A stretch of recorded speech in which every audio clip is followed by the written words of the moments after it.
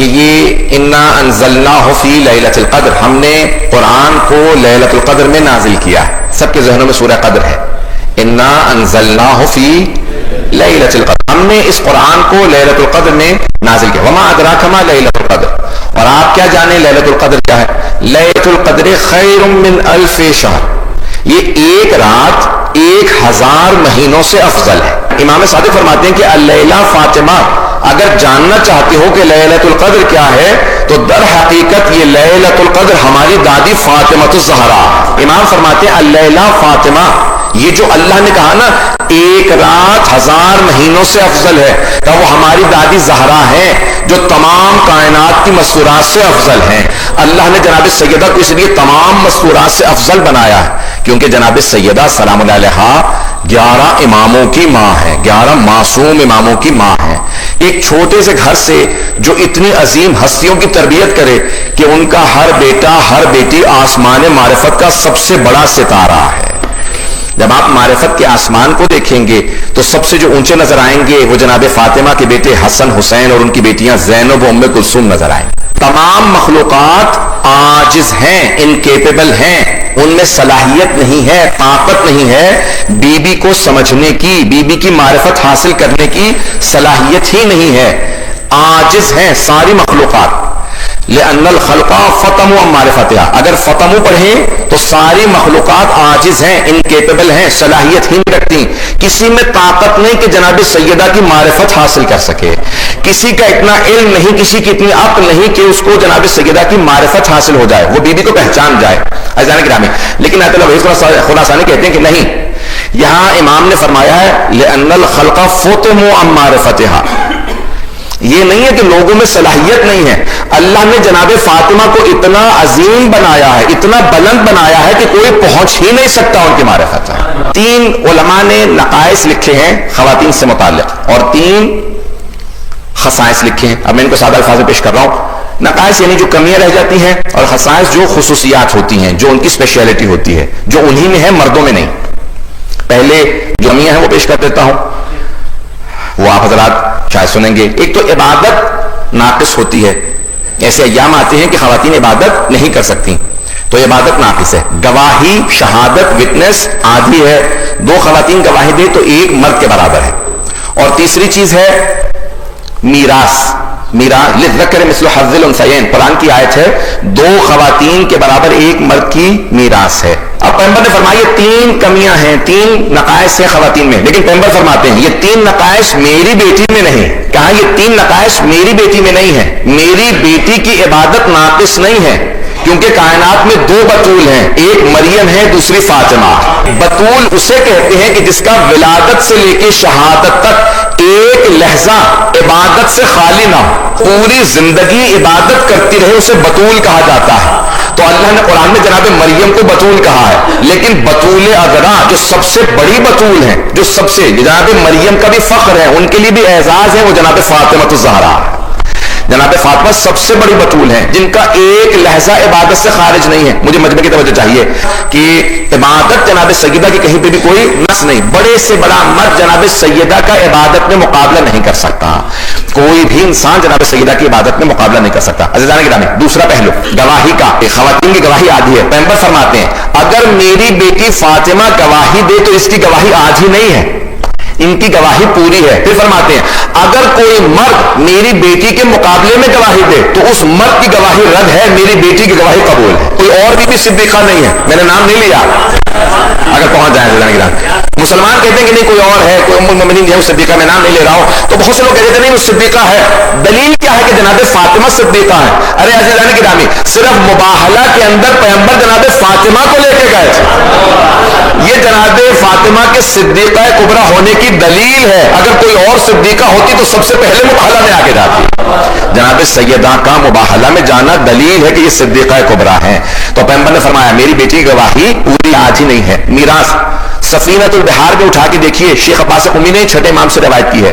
فرماتے ہیں میراث اللہ نے رسول خدا کو 3 بیٹے دیے ہے نا ذہنوں میں آپ کے، جناب قاسم، جناب عبداللہ، یہ دونوں جناب خدیجہ الکبریٰ سلام اللہ علیہا سے، اور پھر جناب ابراہیم، یہ جناب ماریہ قبطیہ رضی اللہ عنہ سے. تو اب 3 بیٹے دیے. چھٹے امام فرماتے ہیں اللہ نے 3 بیٹے دیے لیکن تینوں کو بچپنے میں اٹھا لیا. فرماتے چھٹے امام کا اللہ یہ نہیں چاہتا تھا کہ کوئی فاطمہ کی میراث میں ان کا شریک قرار پائے. تو اب یہ 3 نقائص, لیکن بی بی میں کوئی نقص نہیں ہے, بی بی کمال پہ فائز ہے, بی بی پرفیکشن کے اوپر فائز ہے. تو اب یہ 3 نقائص جو خواتین میں. اب 3 خصائص حدیث کے مطابق صرف خواتین میں ہیں. پہلی بات, حبیب خدا نے فرمایا کہ اگر گھر میں بیٹا پیدا ہو تو وہ نعمت ہے, لیکن اگر بیٹی پیدا ہو تو وہ رحمت ہے. عزیزان گرامی, اللہ نے رسول خدا کو نعمت للعالمین نہیں کہا, رحمت للعالمین کہا. نعمت چھوٹی ہوتی ہے, رحمت بڑی ہوتی ہے. ہماری ثقافت ہے, ہمارا کلچر ہے کہ جہاں پہ ہم بیٹے کو زیادہ سمجھتے ہیں بیٹی کو کم سمجھتے ہیں. حبیب خدا فرماتے ہیں بیٹا نعمت ہے, بیٹی رحمت ہے. دوسری خصوصیت فرمایا کہ من تزوج فقد احرز نصف دینہ, جس نے شادی کی اس نے اپنا آدھا دین بچا لیا. تو اب یہاں پہ خواتین کو مردوں کا نصف ایمان قرار دیا گیا. تفصیل میں نہیں جا رہا ہوں. تیسری حدیث بھی سن لیجئے, الجنت تحت اقدام الامہات, جنت تمہاری ماؤں کے قدموں تلے. باپ کے قدموں تلے نہیں کہا, ماں کے قدموں تلے جنت ہے. اب آئیے ذرا جناب سیدہ میں دیکھتے ہیں تینوں خصوصیات, اگر سننا پسند فرمائیں. عزیزان گرامی, پیغمبر فرماتے ہیں کہ اگر گھر میں بیٹی پیدا ہو تو رحمت ہے. اللہ نے سورہ انبیاء میں کہا وما ارسلناک الا رحمۃ للعالمین, اے میرے حبیب ہم نے آپ کو عالمین کے لیے رحمت بنا کے بھیجا. رحمت للعالمین رسول خدا ہے, ان کی رحمت فاطمہ الزہرا. رحمت للعالمین کی رحمت جناب فاطمہ ہے. عزیزان گرامی, آپ نے حدیث بارہا سنی ہوگی ممبر سے اور پڑھی بھی ہوگی کتابوں میں, حتیٰ اہل سنت کے علماء نے بھی حدیث کو لکھا. صرف شیعہ علماء نے نہیں, سنی علماء نے بھی لکھا حدیث کو کہ برز الایمان کلہ علی الکفر کلہ. رسول خدا نے فرمایا کہ آج کل ایمان کل کفر کے مقابلے میں جا رہا ہے. کس دن؟ جنگ خندق والے دن. غزوہ خندق ذہنوں میں اگر ہو تو حبیب خدا نے فرمایا آج کل ایمان کل کفر کے مقابلے میں جا رہا ہے. کس کو کہا؟ علی بن ابی طالب علیہ السلام کے لیے. عزیزان گرامی, علی ابن ابی طالب ہے کل ایمان, اور کل ایمان کا نصف ایمان ہے فاطمہ الزہرا. اب آئیے ذرا تیسری حدیث کو پیش کر رہا ہوں, یہ بھی اہل سنت کے علماء نے بھی تسلیم کی ہے. کون سی حدیث ہے؟ الحسن والحسین سیدہ شباب اہل الجنہ, کہ حسن حسین جوانان جنت کے سردار ہیں. امام مسلم نے, خود ترمذی نے, بہت بڑے بڑے اہل سنت علماء نے سب نے لکھا کہ حبیب خدا نے فرمایا کہ حسن حسین جوانان جنت کے سردار ہیں. کب فرمایا تھا؟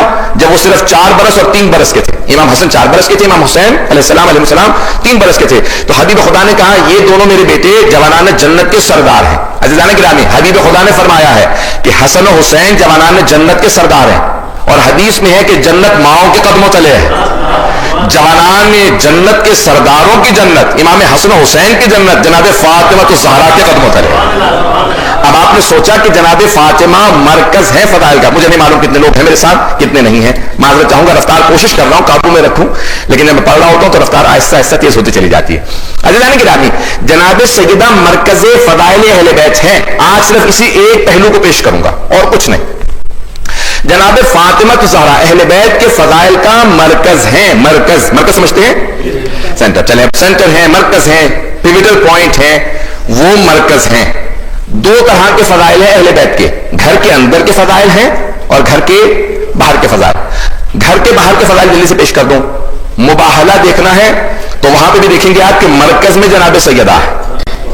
مرکز میں جناب سیدہ نت ابنانا و ابناکم و نسانا و نساکم و انفسنا و انفسکم ثم نبتہل فنجعل لعنت اللہ الکاذبین.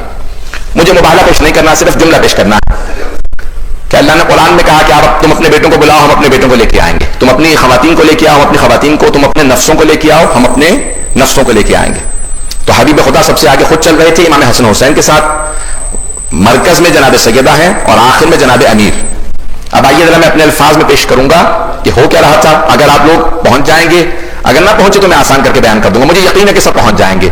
جہاں جہاں نبوت کے قدم آ رہے تھے وہیں وہیں عصمت کے قدم جا رہے تھے اور امامت کے قدم انہیں چھپا رہے تھے. انگریزی میں ایک لفظ استعمال ہوتا ہے مسنگ لنک. اب مجھے فرینچ نہیں آتی, بہت معذرت چاہوں گا. مسنگ لنک سب سمجھ رہے ہیں؟ جو عربی میں کہا جاتا ہے حلقۃ الوصل, یعنی جو دیکھ چین ہوتی ہے نا, زنجیر ہوتی ہے, تو بعض اوقات اس زنجیر کو جوڑنے کے لیے ایک رابطے کی ضرورت ہوتی ہے, ایک حلقے کی ضرورت ہوتی ہے. نبوت و امامت کو جو ملانے والی ہے وہ فاطمہ الزہرا.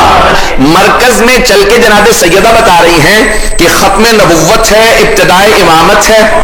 ختم نبوت ہے, خاتم النبیین ہے, اس کے بعد نبوت ختم ہو جائے گی, امامت شروع ہو جائے گی, اور نبوت سے امامت کے رابطے کا مسنگ لنک کا نام فاطمہ الزہرا. گھر کے اندر کے فضائل اگر وہاں پہ آ کے دیکھیں گے تو آپ کو حدیث قصہ نظر آئے گی. ذہنوں میں آ گئی حدیث قصہ؟ تو حدیث قصہ اگر آپ کے ذہنوں میں ہو تو وہاں جناب جبرائیل نے سوال کیا, یا رب من ہم, یا ملائکہ نے سوال کیا, یا رب من ہم, کون ہے پروردگار یہ؟ بھئی امام فخر الدین رازی نے لکھا ہے کہ 60,000 مرتبہ جناب جبرائیل علیہ السلام نازل ہوئے تو پیغمبر اسلام پہ 60,000 ٹائم, 60,000 مرتبہ. بھئی جب بھی آتے ہوں گے دیکھتے تو ہوں گے نا, بھئی یہ علی ہیں, یہ فاطمہ ہیں, یہ حسن ہیں, یہ حسین. پھر بھی پوچھ رہے ہیں یا رب من ہو, پروردگارہ کون ہے یہ؟ تو میں اپنے انداز سے پیش کروں, جب تک الگ الگ تھے تو سب کے نور سمجھ میں آ رہے تھے, جب 5 کا نور ایک چادر تلے آ گیا تو جناب جبرائیل کو بھی کہنا پڑا یا رب من ہو, پروردگارہ کون ہے یہ, میری آنکھوں کو سمجھ میں نہیں آ رہا. یہ 5 کا نور تھا. اب اللہ تعارف کروا رہا ہے. اللہ نے کیسے تعارف کروایا؟ کہ ہم فاطمہ تو و ابوہا و بعلہا و بنوہا. بھئی اللہ نے جب تعارف کروایا تو یہ نہیں کہا یہ میرے حبیب ہیں, یہ میرا حبیب محمد ہے, ان کی بیٹی ہے, ان کا داماد ہے, ان کے 2 نواسے ہیں. نہیں, رسول خدا سے تعارف نہیں کروایا. تعارف کیا کروایا؟ کہ کون ہے یہ چادر تلے؟ کہا یہ فاطمہ ہے, فاطمہ کے بابا, فاطمہ کا شوہر اور فاطمہ کے دونوں بیٹے. اگر توجہ ہو, مرکز تعارف اللہ نے بھی جناب سیدہ کو بنایا. میں نے جملہ کہا تھا, میں دلیل سے بات کر رہا ہوں کہ اہل بیت کے فضائل کا مرکز جناب فاطمہ ہے. اہل بیت کے فضائل کا مرکز, کیونکہ بہت سے پریشان ہیں, میں دلیل دے چکا ہوں, تو آج یہ بتانا چاہتا ہوں کیوں, اگر سننا پسند فرمائیں.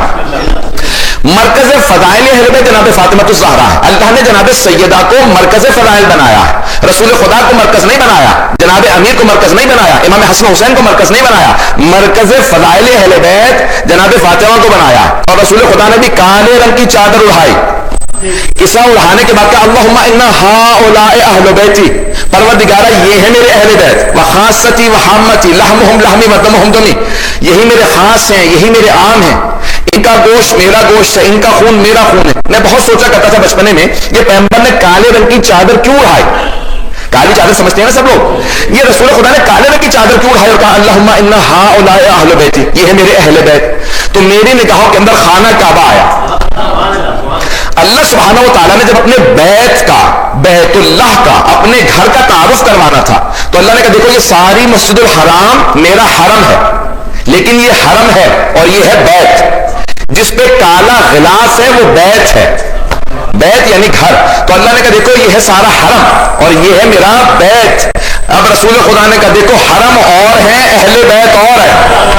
کچھ لوگ پہنچ گئے, کچھ لوگ نہیں پہنچ. حرم اردو میں, عربی میں, فارسی میں کہا جاتا ہے گھر والوں کو, بیویوں کو, ازواج کو حرم کہا جاتا ہے. تو رسول خدا نے کہا دیکھو حرم اور ہے اور اہل بیت اور ہے, ازواج اور ہے. جو چادر سے باہر ہیں وہ رضی اللہ عنہم ہیں, اور جو چادر تلے ہیں وہ علیہم السلام ہیں.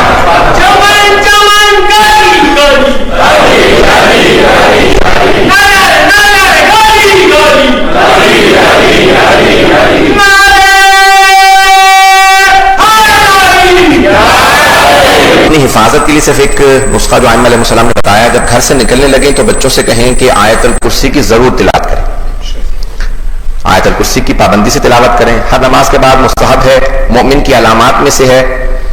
جو جنتی ہے وہ مسلسل آیت الکرسی کی ہر نماز کے بعد تلاوت کر سکے گا. اپنی آزمائش کے لیے آیت الکرسی کی عادت بنا لی. جو بھی آیت الکرسی پڑھ کے گھر سے نکلتا ہے ایک فرشتہ اللہ اس پہ معمور کر دیتا ہے اس کے رزق کے لیے, اس کی حفاظت. اگر کوئی 2 مرتبہ پڑھے تو اللہ 2 فرشتوں کو معمور کر دیتا ہے. حدیث میں ہے جو 3 مرتبہ پڑھے گا اللہ 3 فرشتے معمور کرتا ہے, جو 4 دفعہ پڑھے اللہ 4 فرشتوں کو بھیج دیتا ہے. جب 5ویں دفعہ انسان آیت الکرسی کو پڑھتا ہے تو اللہ سارے فرشتوں سے کہتا ہے واپس آ جاؤ, اب میں خود حفاظت کروں. تو ہم اپنے عادت بنا لیں, بچوں کو عادت ڈال دیجیے کہ جب گھر سے نکلنے لگیں تو آیت الکرسی کی تلاوت کریں.